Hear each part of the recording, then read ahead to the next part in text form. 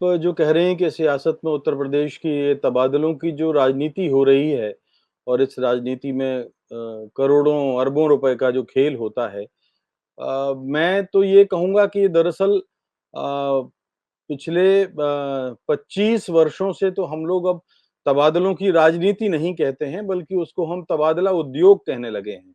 और मुझे कहने में कोई हिचक नहीं है कि ये हम लोगों ने देखा है कि तमाम विभागों में, खास तौर पर जो मलाई वाले विभाग कहे जाते हैं, वो कहे इसलिए ही जाते हैं कि उनमें काले धन का की जो आमदनी है वो काफ़ी होती है।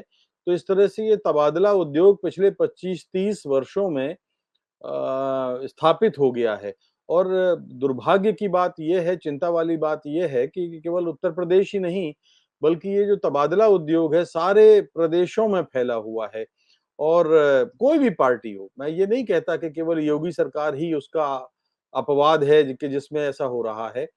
ये चाहे वो कांग्रेस की सरकार रही हो, चाहे वो समाजवादी पार्टी की सरकार रही हो, और उत्तर प्रदेश ही नहीं, किसी भी राज्य में हर पार्टी की सरकारें तबादला उद्योग को इस तरह से अब मान चुकी हैं कि जब आप देखिए कि जब जिस तरह से अब मध्य प्रदेश में, जैसे आपको बताऊं कि जब मंत्री चुने जाते हैं तो जितने, जैसे ज्योतिरादित्य सिंधिया के साथ जो गए, तो मलाईदार विभागों के लिए होड़ लग गई।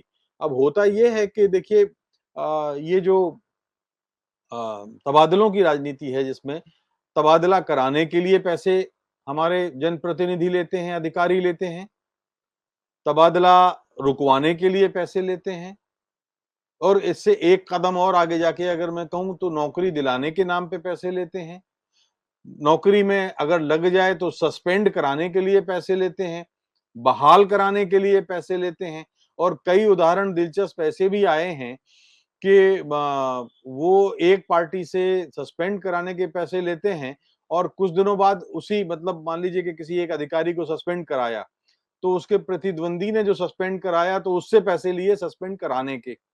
फिर जिसको सस्पेंड कराया उससे उस पैसे लेते हैं बहाल कराने के। तो उससे, और उसके बाद उसके मर्जी के मुताबिक अगर पोस्टिंग चाहिए है, तो ये भी एक उसका शक्ल होती है कि मर्जी के मुताबिक अगर आपको चाहिए है, तो हम उस तरह का पोस्टिंग आपको देंगे, मगर उसके लिए रेट अलग है। तो हमारे जनप्रतिनिधियों का एक ये जो स्याह चेहरा है, ये चेहरा हम आज से नहीं, हम 25-30 वर्षों से देख रहे हैं। और मैं आपको बहुत ही साफ बता दूं कि उत्तर प्रदेश में भी और तमाम राज्यों में अंग्रेजों के ज़माने से पहले थाने बिका करते थे, अगर आपने सुना हो। ये थाने, यानी जिन थानों से नंबर 2 की कमाई ज़्यादा होती है, उन थानों की बोली लगती थी, और कप्तान या एसपी जो है, वो उसके पास पैसा पहुँचता था। कप्तान से ऊपर ये डीआईजी और आईजी को पैसा पहुँचता था। आईजी के ऊपर फिर ये डीजी को पैसा पहुँचता था। डीजी के ऊपर ये होम मिनिस्टर को पैसा पहुँचता था, और होम मिनिस्टर के अलावा उसमें से एक बड़ा हिस्सा पार्टी फंड में भी जाता था।